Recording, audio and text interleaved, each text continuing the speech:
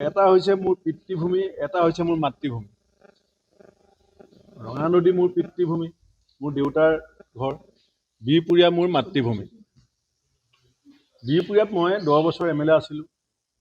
ৰঙা নদীত মই যথাসাধ্য দূৰে দূৰে সহায় কৰিবলৈ চেষ্টা কৰিছিলোঁ, কিন্তু মোৰ তেনেকুৱা অৱদান নাই। বিহপুৰীয়াত জোখ-মাখ কৰিলে কাৰোবাৰ দৃষ্টিভংগীত শতকৰা 10 হ'ব পাৰে, কাৰোবাৰ দৃষ্টিভংগীত 50 হ'ব পাৰে, কিন্তু কিছু অৱদান মোৰ আছে।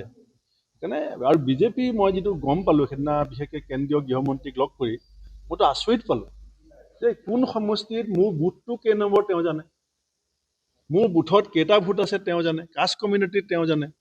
মই সঁচাকৈ কৈছোঁ, মই ৰাজনীতি কৰিছোঁ দলৰ ৰাজ্যিক সভাপতি, মই কিন্তু কেতিয়াও মোৰ হাতত অসমৰ বুথৰ ডাটা নাছিলে। কেন্দ্ৰীয় গৃহমন্ত্ৰী, মুখ্যমন্ত্ৰী বহি আছে, মোৰ বুথ, মোৰ ঘৰ, মোৰ বায়'ডাটা, মোৰ ক'ত কি, মই তেখেতক ক'বলৈ বিচাৰিছিলোঁ যে ছাৰ তেওঁ মোক জ্যোতিষীৰ নিচিনাকৈ কৈ গ'ল। তাৰপাছত সেই বিজেপি আগত আৰু মই গৈ পেলাই বুজামগৈ নেকি যে মই ক'ত জনপ্ৰিয়, ক'ত সুবিধা হ'ব, সেইটো বিজেপিয়ে চাব। আৰু